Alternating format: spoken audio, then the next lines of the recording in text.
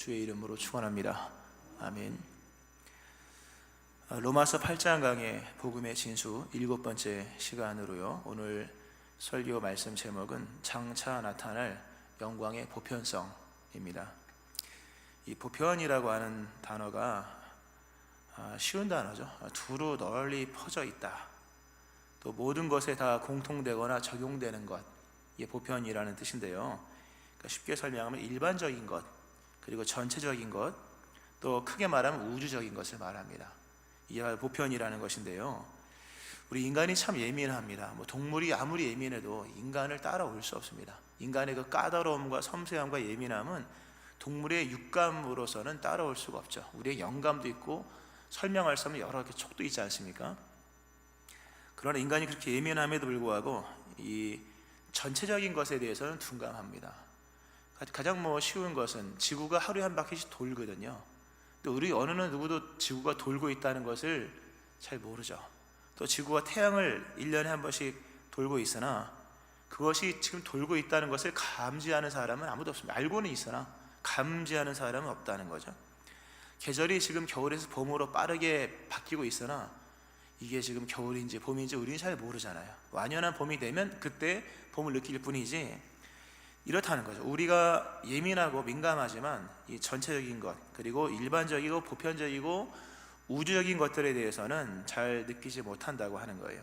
근데 그런 물리적인 얘기만이 아니라 우리의 감정의 세계도 그러합니다. 모든 사람이 함께 느끼는 부분에 대해서는 우리는 자신의 감정과 느낌을 의심하지 않습니다. 모두가 힘들다고 말할 때 진짜 힘든 거냐, 이런 생각들은 별로 하지 않는다는 얘기입니다.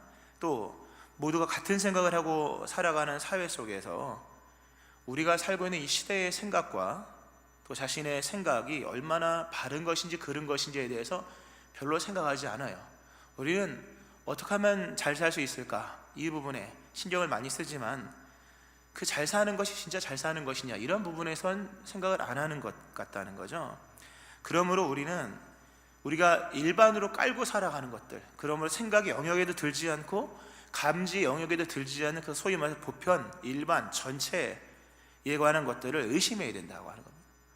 보편에 대한 것을 의심하라. 세상에 대해서, 우리가 지금 살아가는 세상은 처음부터 이런 것이었을까? 만약에 지식으로 얘기하면 우리가 알고 있는 지식은 과연 진리인가?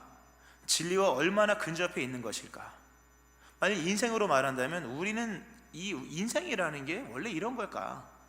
어머니 때, 우리 때, 자녀 때 이어지는 이런 전통과 인습과 그 일반화된 역사 속에서 우리가 살아가는 인생이라는 게 원래 이게 맞는 것일까?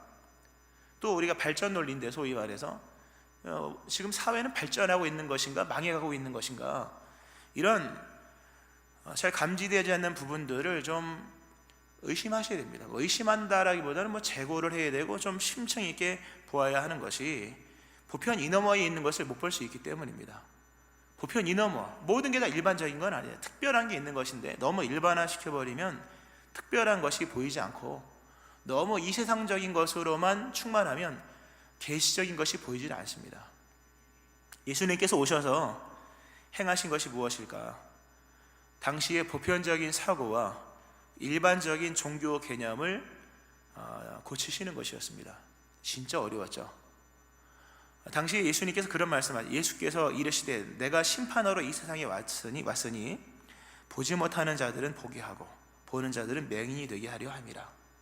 우리가 많은 것을 본다고 하지만 못 보는 게 있다는 거예요. 또 못 보면서도 그게 전부인 줄 알고 다 보고 있다고 얘기하는 거예요.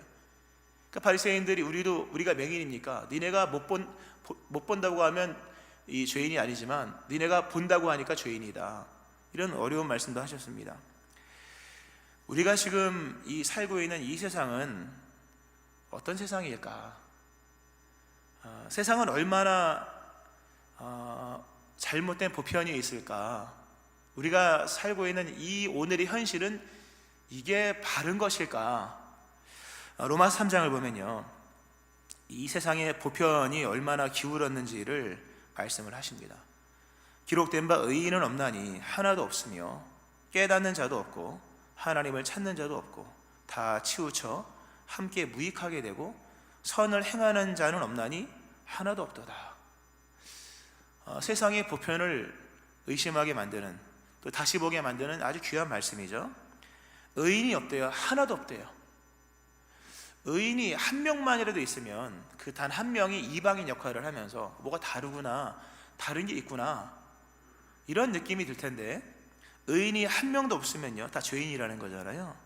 다 죄인만 있으면 더 이상 죄인은 죄인이 아닙니다. 의인이 등장하기 전까지 죄인들은 죄인이라고 여기지 않거든요. 이 세상이 안타깝게도 의인이 하나도 없대요. 그러므로 이 세상은 다 죄인이지만 자기들이 죄인이라는 걸 깨닫지 못함으로 다 의인같이 여기고 있는 거예요. 깨닫는 자도 없다, 다 무지하다는 거죠. 시험 문제를 냈을 때 아무도 못 풀면 그 문제가 이상한 거지만, 한 명이라도 풀면 나머지 못 푼 사람들의 실력이 없구나, 이렇게 되는 것인데, 깨닫는 자가 한 사람도 없다고 하는 것은 자기들이 모르고 있다는 사실도 모르고 있는 거예요. 그러니까 무지가 충만한 거죠. 하나님을 찾는 자가 없대요. 하나님을 아무도 안 찾으면 그 세계는 하나님이 없는 세계가 됩니다. 물론 하나님은 계시지만 하나님을 아무도 찾지 아니하면 하나님은 그 시대 속에서 없는 존재가 될 수 있다는 거예요. 다 치우쳐 함께 무익하게 돼, 다 오른쪽으로 치우쳤다는 거죠. 이렇게 치우쳐버리면 더 이상 기준이 없는 거죠. 오른쪽으로 다 치우쳐버리면 오른쪽으로 휩쓸렸다고 얘기하지 않고 그 방향이 정방향이 되는 거예요. 선을 행하는 자가 없느니 하나도 없다. 다 악을 행한다는 거죠. 또는 악은 아닐지라도 중립적인 부분에서 적극적인 선을 취하지 않는다는 것인데, 그러므로 모든 사람들이 다 자기가 선한 사람인 줄 알고 있는 거예요. 이게 보편의 문제가, 이렇게 치우쳐 모든 게 다 그렇게 만들어져 버리면 더 이상 사람들은 그것에 대해서 생각을 하지 않습니다. 그러므로 이 보편적인 부분에서 우리가 늘 깨어 있어야 된다고 하는 거죠. 언제나 이 심판의 지점이 어떤 지점이냐 할 때, 죄가 보편화가 되고 무지가 일반화가 되고 기울어짐이 정방향으로 여겨질 때, 그러므로 누구도 그 사실이 잘못됐다는 것을 깨닫지 못했을 때가 심판이 됩니다. 항상 휘몰아치시죠. 하나님이 휘몰아치는 이유는 바로잡기 위하신 거예요. 이런 보편에 관한 부분들이 참 성경에서 종종 등장을 합니다. 특별히 오늘 이 본문의 말씀, 피조물이 고대하는 바는 하나님의 아들들이 나타나는 것이다. 참 오늘 본문이 어렵죠. 약간 난제 같은 말씀인데요, 어그러진 피조 세계의 탄식을 말씀하는 겁니다. 세계가 어그러졌다는 거죠. 우리가 살고 있는 이 자연 우주 만물, 우리를 포함하여서 이 자연 우주 만물이 원래 이런 게 아니었다 하는 거죠. 뭔가 어그러진 거예요. 그러므로 이 피조물들이, 원래 이 본문의 피조물이 인간을 빼고 난 피조물을 말합니다. 이 피조물들이 고대하는 바가 있다는 거죠. 고대한다가 이게 한자로 표현하면 학수고대, 말 그대로 학수고대입니다. 원문도 그래요. 머리를 앞으로 내밀고 발끝을 들고 쳐서 이렇게, 뭐 궁금하면 발끝까지 들잖아요. 고개 있는 대로 다 빼는 것처럼, 그런 피조물들이 고대하는 것이 있대요.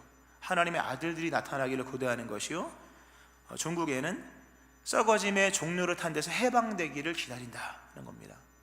참 귀한 말씀입니다. 어려운 말씀입니다만 귀한 말씀이죠.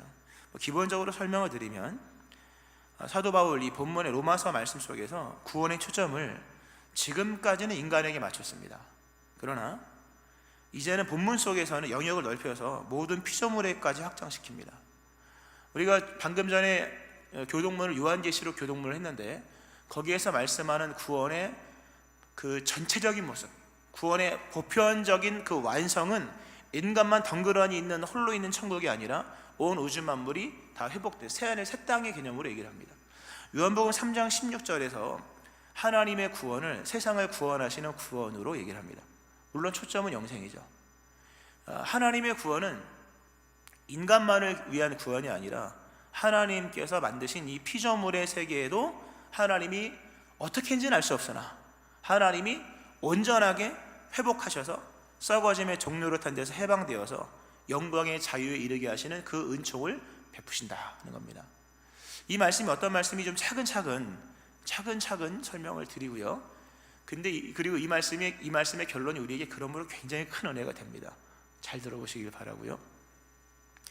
오늘 피조물이 탄식을 한대요. 피조물이 허무한데 굴복하는 것은 하면서 피조물도 썩어짐의 종로를 탄 데서 해방되어서 이제까지 함께 탄식하며 함께 고통을 겪고 있는 것을 우리가 안다, 이렇게 설명을 합니다. 이 말씀의 배경이 창세기에 나오죠.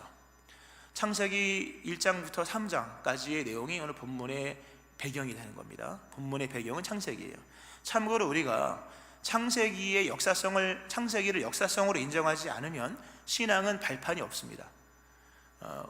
아담과 하와의 그 선악과를 따먹는 사건을 하나의 무슨 전설의 고향같이 생각을 한다면 믿음은 토대를 잃어버리는 겁니다.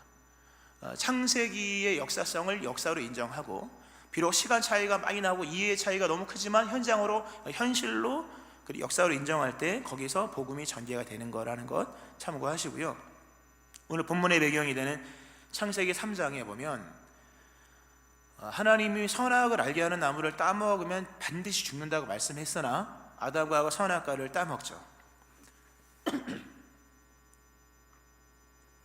그때 아담과 하와에게 하나님께서 저주를 내리시는데 이렇게 나옵니다. 아담에게 이르시되 네가 내 아내의 말을 듣고 내가 네게 먹지 말라 한 나무의 열매를 먹었은즉 땅 얘기가 나옵니다. 땅은 너로 말미암아 저주를 받고 너는 내 평생에 수고하여야 그 소산을 먹으리라.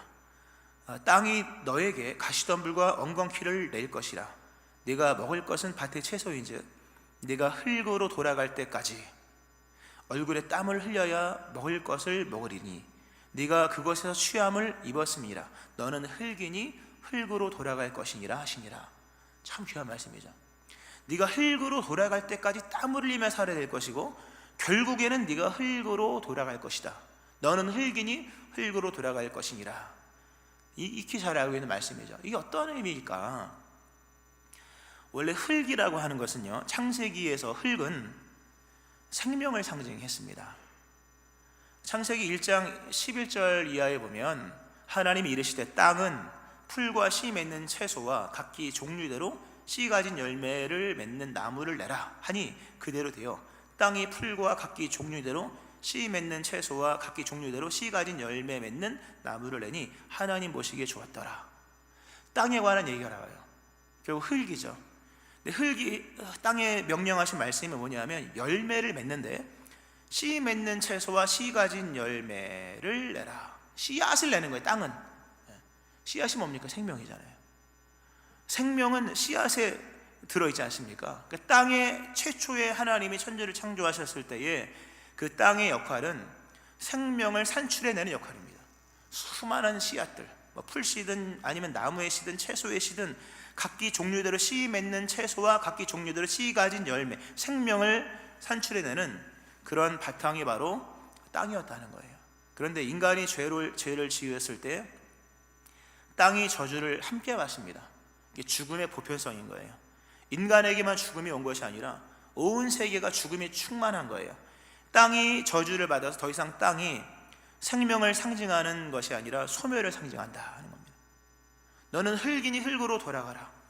소멸을 상징하는 거예요. 땅과 흙은 죽음을 상징합니다. 죽은 것이 돌아가는 무덤의 역할을 하는 것이 땅이 되었다 하는 거예요. 중요한 말씀입니다. 땅은 죽음의 종로를 타는 자리가 되었고 인간의 타락으로 인해서 그 모두 환경과 삶의 자리가 다 죽음을 담는 그릇이 되었다는 거예요. 죽음을 담는 그릇, 땅은 죽음을 위한 무덤이 되었다 하는 거예요. 이게 너는 흙이니 흙으로 돌아가라. 네가 원소재가 흙이기 때문에 흙으로 돌아가라. 이런 얘기가 아니라 원래는 흙에서 인간이 만들어진 거잖아요. 흙은 생명의 어떤 상징 같은 것입니다. 그런데 이제는 물론 지금도 씨앗은 나지만 종국에는 사망이므로 모든 땅의 역할은 죽음을 담는 그릇이며 죽음을 위한 무덤의 역할이 되었다 하는 거죠. 더 이상 흙은 생명을 상징하지 않습니다. 흙은 성경에서 죽음을 상징합니다. 이 땅에만 이런 죽음의 보편성이 적용된 것이 아니라 물도 마찬가지예요. 만물의 근원이 어디서 나왔냐? 그리스 철학자들이 하는 말이 만물의 근원은 불에서 나왔다 여러 얘기하면서 만물의 근원을 물에서 나왔다 얘기하죠. 물은 생명입니다. 그러나 성경에 창세기 1장 30절에 먼저 생명에 관한 말씀입니다. 물들은 생물을 번성하게 하라. 물들은 생물을 번성하게 하라. 생물을 번성하게 하는 나름의 모체로서 물이죠. 그러나 창세기 6장에서 하나님은 심판의 도구로 물을 상징합니다. 우리가 물을 무서워할 게 없거든요. 원래는 물이 무섭잖아요. 물은 잘못하면 죽는 거잖아요. 가장 무서운 게 물이죠. 뭐 불난 집에서 건질 것이 있어도 뭐 물 쓸어간 집은 뭐 건질 거 없다 그러지 않습니까? 물은 죽음을 상징하는 겁니다. 물론 생명을 상징하지만 물은 얼마든지 죽음의 도구가 될 수 있다는 이런 변질된, 물마저도 그 속에 죽음의 의미가 담겨지게 되었다고 하는 거죠.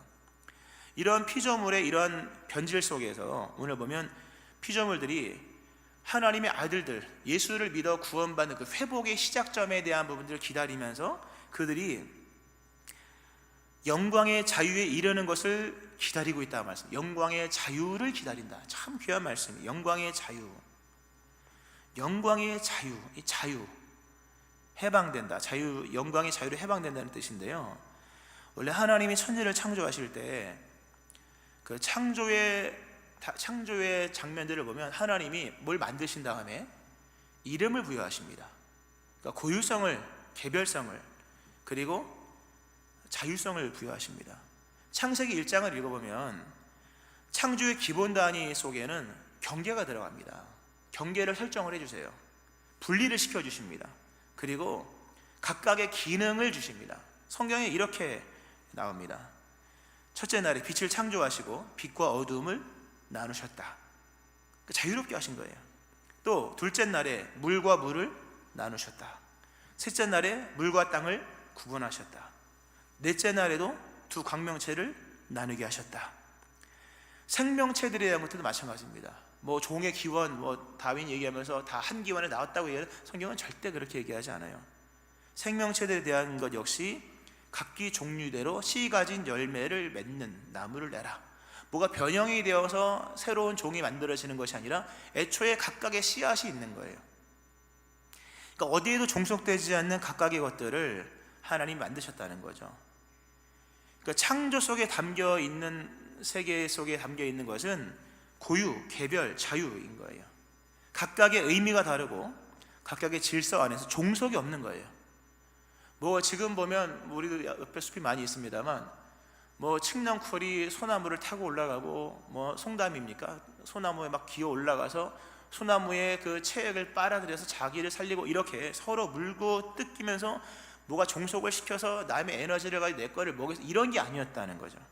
최초의 창조 속에서는요, 고유의 영역이 있으며 개별적인 기능이 있고 역할이 있고 개별적인 의미가 있대, 서로 유기적으로 생명적 연합을 하는 거예요. 종속이 아닌 거예요. 칡령쿨 또는 등나무처럼 서로 막 오른쪽 왼쪽으로 돌면서 갈등을 하는 그런 갈등 같은 피조물이 아니었다는 거죠. 종속되지 않는 자유 속에서 서로 번성하는 거예요. 그러면서 유기적으로 서로 격려하면서 아름다운 영광을 나타내는 거예요. 그래서 자유의 영광인 거예요. 영광의 자유.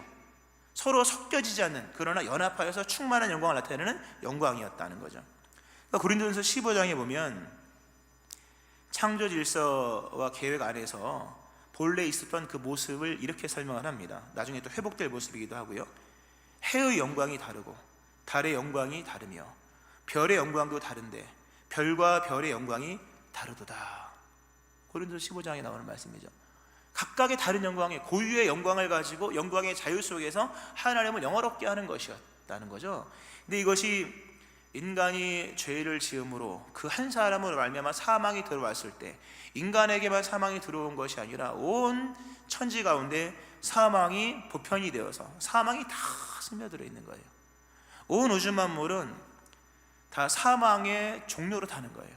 오늘 본문 말씀에 그 바라는 것은 피조물도 썩어짐의 종류로 탄 데서 해방되길 원한다. 그리고 허무한데 굴복하는 그 말씀대로 허무한데 아무것도 없는 거예요. 그 말 그대로 덧없음, 무가치함, 공허예요. 또 썩어짐의 종류로 탄다. 이 썩어짐이라고 하는 것은 단순히 뭐 썩어서 유기체가 무기체가 되어서 뭐 퇴비가 되고 이런 얘기를 말하는 게 아니에요. 고린도서 15장을 보면요, 영생에 반대되는 것이 썩는 것이에요. 생명에 반대되는 것이 썩을 것이에요. 꼭 이렇게 나오죠. 나팔 소리가 나매 죽은 자들이 썩지 아니할 것으로 다시 살아나고 우리도 변화되리라. 이 썩을 것이 반드시 썩지 아니할 것을 입겠고 이 죽을 것이 죽지 아니함을 입으리로다. 이 썩어짐은 곧 죽음을 말하는 거예요. 영원하지 않은 것은 다 썩는 겁니다. 썩어짐의 종로로서 결국 죽음에 대한 거예요. 한 사람의 죄로 말미암아 세상에 죽음이 들어오고, 죽음은 인간에게만 적용되는 것이 아니라 모든 분위기가 죽음으로 이어졌다고 하는 거예요. 특별히 오늘 보면 그 죽음에 관한 얘기가 나오는 거지 않습니까? 창세기 2장 17절을 보면요, 선악을 알게 하는 나무의 말씀, 여호와 하나님이 그 사람에게 명하여 이르시되 동산 각종 나무의 열매는 네가 임의로 먹되 선악을 알게 하는 나무의 열매는 먹지 말라. 네가 먹는 날에는 반드시 죽으리라 말씀하죠. 먹는 날에는 반드시 죽으리라. 우리는 이걸 이렇게 생각을 하죠. 먹으면 죽을 것이다, 뭐 그런 미완료형 시제거든요. 시제가 원문을 보면. 근데 그런 네가 죽게 될 거야, 이런 내용을 말씀하는 것이 아니라 계속적인 죽음을 말하는 겁니다. 반드시 죽으리라, 이 개념이 미완료형입니다. 그러니까 계속 죽는다는 거예요. 계속 죽는, 언제까지? 끝없이. 끝이 있는 죽음은 죽음이 아닙니다, 여러분. 죽어서 없어지는 건 죽음이야. 성경에서 말하는 죽음은 그런 죽음이 아니라 계속 죽는 걸 말하는 거예요. 영원한 죽음이에요. 그러니까 이게 어폐가 있는 거죠. 영원한데 무슨 죽음이냐? 우린 죽음을 끝이라고 말하는데 성경에서 말하는 죽음은 끝없이 계속되는 죽음을 당하는 것, 끝없이 계속되는 죽음을 당하는 것. 한번 고통받고 끝나는 것이 아니라 영원토록 계속 고통 속에서 죽음을 겪는 거예요. 그러나 사라지지 않아요, 영원히. 무서운 얘기죠. 그러니까 이제 이후로 보세요. 이 아담과 하와 한 사람의 죄로 말미암아 사망이 들어왔다는 개념을 말씀을 드리는데, 하나님 보시기에 좋았던 이 피조 세계의 틀 안에 죽음이 들어옴으로 인해서 이제는 죽음이 보편이 되었고, 죽음이 질서가 되었고, 원칙이 된 겁니다. 이제는 영원토록 죽음이 계속해서 이어지는, 그러니까 땅의 이 피조된 세계의 기본적인 기능이 죽음으로 변질되어서 이제는 죽음만 나온다는 거예요. 그러니까 인간의 실존은 그런 거예요.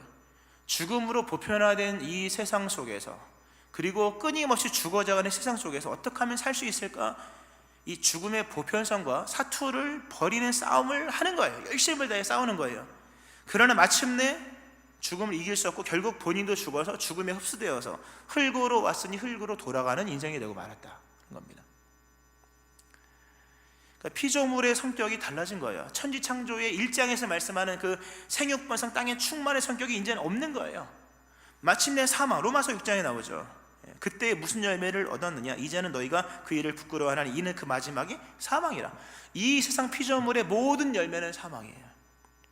그러니까 허무한데 굴복되어져요. 다 열매, 모든 열매는 사망이요, 모든 결론은 사망이요. 인간도 그 속에서 결국 생의 끝없는 의지를 가지고 살아가지만 결국은 다 죽는 거예요. 오늘 이렇게 피조물의 탄식에 관한 말씀들을 좀 길게 말씀드렸습니다. 별로 설교 본문으로 안 나오는 본문이고 별로 설명을 또 안 해요. 그러므로 귀한 말씀이죠. 자, 보세요. 한 사람으로 말미암아 사망이 들어왔고, 그 사망이 한 사람에게만 또는 두 사람에게만 적용된 것이 아니라 보편이 되었다. 이렇게 기나긴 말씀을 드리는 이유는 반대를 얘기하기 위해서입니다. 반대를 한 사람으로 말미암아 사망이 들어왔다면 한 사람으로 말미암아 생명이 들어왔죠. 똑같은 원리가 적용된다는 말씀을 드리는 겁니다. 예수님이 이 땅에 오셔서 행하신 것이 뭐냐 할 때 첫 열매를 만드셨다. 고린도서 15장에 나오죠. 그러나 이제 그리스도 예수께서 죽은 자 가운데서 다시 살아나서 잠자는 자들의 첫 열매가 되셨도다. 아담과 하와의 타락 이후에 이 세상에서 생명의 씨앗이 담겨있는 열매는 한 번도 맺혀지지 않았습니다. 다 죽음을 위한 열매인 거예요. 죽음의 종료로 타는 것이요, 열매의 근본 속성인 생명을 만들지 못함으로 허무한데 굴복하는 그런 연속이었다는 거죠. 근데 예수님이 오셔서 첫 열매를 만드셨다는 거예요. 드디어 이 땅에서 영원에 잇대어 나가는 영원한 생명이 맺혀지게 되었다는 거예요. 오늘 본문에도 보면 우리를 성령의 첫 열매로서, 우리 곧 성령의 처음 익은 열매를 받은 우리라고 하는 23절 나오죠. 새로운 열매가 등장했다는 거죠. 더 이상 땅이 죽음의 땅이 아니라는 거죠. 이제는 물론 예수 믿는 사람에게만. 예수님이 이 땅에 오셔서 행하신 것이 뭐냐, 아니 하나님께서 그리스도를 통해서 이 땅에 주신 것이 뭐냐 할 때 로마서 6장에 말씀하죠. 죄의 삭은 사망이요 하나님의 은사, 하나님의 선물은 그리스도 예수 우리 주 안에 있는 영생이니라. 예수님으로 말미암아 이 땅에서 비로소 생명의 것들이 맺혀지기 시작했다는 거예요. 예수님께서 십자가에 달려 죽으실 때 일어난 현상을 한번 생각해 보세요. 이게 중요한 말씀인데요. 예수님이 십자가에 달려 죽으실 때 내 영혼을 하나님께 맡기고 소리쳐 다 이루었다 하며 그 영혼이 돌아가실 때 마태복음을 보면 두 가지 현상이 일어납니다. 하나는 성소의 휘장이 위로부터 아래로 찢어져 둘이 되었다. 하나님이 휘장을 찢었다는 거죠. 위로부터 아래로 쫙. 그래서 인간과 하나님이 벽이 없는 거예요. 화목하게 되었다. 때를 따라 돕는 은혜를 얻기 위하여 누구든지 예수의 이름으로 담대하게 하나님께 나아갈 수 있는 새로운 살 길이 열린 거예요. 이게 첫 번째 표징이죠. 또 하나가 있습니다. 예수님이 십자가에 달려 죽으실 때 일어났던 현상, 우리가 잘 외면하는 현상, 그러나 너무나도 본문과 중요한 현상, 그것은 땅이 진동하며 바위가 터지고 무덤이 열리며 자던 성도의 몸이 많이 일어났다 겁니다. 땅이 진동하고 바위가 터졌다, 무덤이 열렸다 하는 거예요. 이게 무슨 의미입니까, 여러분? 역시 굉장한 사건이 있었나 봐. 그런 얘기가 아니라 무덤이 열렸다는 거죠. 바위가 터졌다는 거죠. 땅의 권세, 땅에 속해 있었던 죽음의 보편성이 깨졌다는 얘기입니다. 더 이상 땅이, 원래 아담 타락 이후에 세상은 무덤입니다, 여러분. 이 세상은 무덤이에요. 산에 가보세요. 맨 무덤밖에 없어요. 뭐 이렇게 무덤에 공들이 있는지 모르겠어요. 다 무덤이에요. 세상은 무덤입니다. 그런데 예수님이 십자가에 달려 죽으실 때에 무덤이 열렸다는 거예요. 더 이상 이 세상은 무덤이 아니라는 거예요. 피조된 이 세상이 그리스도 예수의 역사로 말미암아 더 이상 땅의 역할이 무덤이나 죽음의 어떤 씨앗을 만드는 그런 기능이 아니라 이제 부활을 위한 자리가 되었다는 거예요. 이 피조된 세계가 죽음을 위한 무덤이 아니라 그리스도 예수로 말미암아 부활을 위한 자리가 되었다. 예수님 부활 사건을 이렇게 설명하죠. 눈을 들어 본즉 벌써 돌이 굴려져 있는데 그 돌이 심히 크더라. 심히 큰, 누구도 굴릴 수 없는 그 사망의 문을 예수님께서 여셔서 이 세상의 피조물이 지금까지는 허무한데 썩어짐의 종로로 타해서 사망을 위한 토대가 되고 사망을 위한 무덤이 되었으나 이제는 부활을 위한 자리가 되었다 하는 거예요. 로마서 6장에 말씀하죠. 이로써 이제는 우리가 죄로부터 해방되고 하나님의 종이 되어 거룩함에 이르는 열매를 맺게 되었다. 이 땅에서 맺는 열매는 거룩한 열매가 없어요. 원래는 다 사망의 열매인 거예요. 그런데 거룩함에 이르는 열매가 예수로 말미암아 되었다. 드디어 이 세상이 생명을 위한 땅으로 거듭났다는 거예요. 할렐루야. 물론 아직은 충만하지 않아요.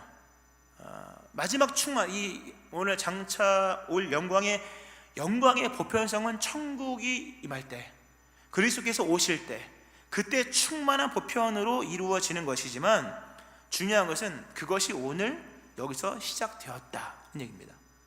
이게 중요한 얘기입니다. 시작이 되었다 하는 거예요. 말씀을 정리를 좀 하면서 아까 설교서도에 그런 말씀드렸습니다. 이 피조물의 어떤 변질된 모습을 설명하다가 그러나 이 결론이 우리에게 크게 적용이 된다라는 말씀을 드렸었는데요. 바로 그 부분입니다. 이 본문의 말씀, 로마서 말씀이죠. 로마서 이 말씀에 그리스도 예수로 말미암아 그 사망이 가득했던 그런 세상이 이제는 생명의 열매를 맺는 땅으로 바뀌었다는 말씀을 지금 하고 있는 거거든요. 그리고 마지막엔 충만하게 될 것이다 라는 것인데, 이런 말씀을 하신 것은 단순히 미래에 일어날 일을 예언하기 위한 것이 아닙니다. 우리가 로마서는 계시록이 아니잖아요. 로마서는 예언서가 아닙니다. 예언서는 요한계시록이죠. 요한계시록 같은 것은 그러므로 함부로 오늘에 적용할 수 있는 것들이 아니에요. 요한계시록은 미래를 알려주는 것이며 그러므로 이런 일이 일어날 것이니까 준비해, 이렇게 되는 거예요. 그런 차원에서 우리가 그걸 적용하고 쓰는 거지, 비유와 상징으로 가득한 그날에 일어날 일을 오늘 그대로 쓰기 너무나도 위험해요. 요한계시록은 그렇게 막 갖다 쓰는 게 아니에요. 뭐 14만 4천 명도 그렇고 6륜도 그렇고 오늘 막 갖다 쓰는 거 아닙니다. 다 상징이고 비유이기 때문에 그런 일이 있을 것이니 그러므로 준비를 하여서 이렇게 되는 거예요. 물론 갖다 쓸 것도 많이 있긴 하지만 함부로 갖다 쓸 수 있는 것들이 아니에요. 그런 로마서는 갖다 써야 되는 말씀이에요. 로마서는 복음에 관한 말씀이잖아요. 예수 그리스도에 관한 말씀이죠. 예수님 본인에 대해 말씀하시려 나는 참된 양식이고 참된 음료다. 뭡니까? 갖다 먹으라는 거죠. 참된 양식, 참된 음료, 오늘의 삶에 적용하라는 거예요. 복음을 적용하시기를 축원합니다. 복음은 적용시켜야 되는 참된 음료이며 참된 양식, 복음을 제대로 먹으면 힘이 납니다. 복음을 제대로 마시면 소생하는 거예요. 오늘 이 로마서 피조물의 탄식과 관련된 이 말씀에 대한 것을 전한 것은 단순히 이런 일이 일어날 거야, 마지막에 영광의 보편성이 등장할 거야, 이런 말씀을 하기 위함이 아닙니다. 충만하게 이루어질 영광의 보편성이 그리스도 예수로 말미암아 지금 시작되었다. 그러므로 지금 시작된 이 영광의 충만한 세계를 오늘 누리며 살아가라 라는 말씀이에요. 아직은 충만하지 않죠. 그러나 예수를 믿는 자 안에서는 더 이상 우리의 모든 환경, 우리와 우리의 모든 환경이 죽음을 위한 것이 아니라 하나님의 생명을 위한 것이요, 하나님의 선을 위한 거예요. 이 본문의 말씀이 끊어서 봤습니다만 뒷부분에 가면 우리가 좋아하는 로마서 8장 28절 다다음 주쯤에 나올 것 같은데요. 하여튼 언젠가 나올 건데, 우리가 알거니와 하나님을 사랑하는 자 곧 그 뜻대로 부르심을 입은 자들에게는 모든 것이 합력하여 선을 이루느니라. 너무나 잘하는 말씀이죠. 이 근거가 뭡니까 여러분?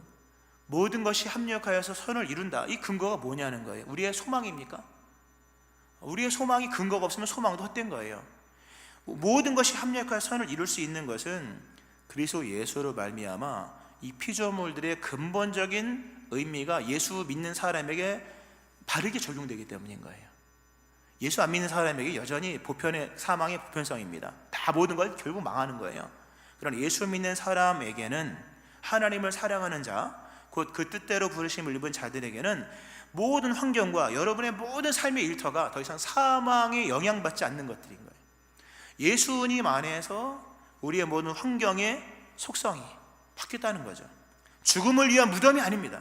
우리의 환경은 죽음을 담는 그릇이 아닌 거예요. 더 이상 우리의 주변의 모든 것들, 내가 밟는 모든 땅은 죽음을 담는 무덤이 아니라 이제는 생명을 담는 것이요, 선을 이루는 하나님의 삶의 토대가 되어진다고 하는 거죠. 오늘 나의 환경, 나의 삶의 여건은 죽음에 종속된 것이 아니라 생명에 속한 것들로 바뀌어졌다는 겁니다. 죽음으로부터 완전히 자유된 영광의 일들을 위하여서 오늘 우리의 삶의 환경들이 바뀌었다는 거예요. 예수 안에서.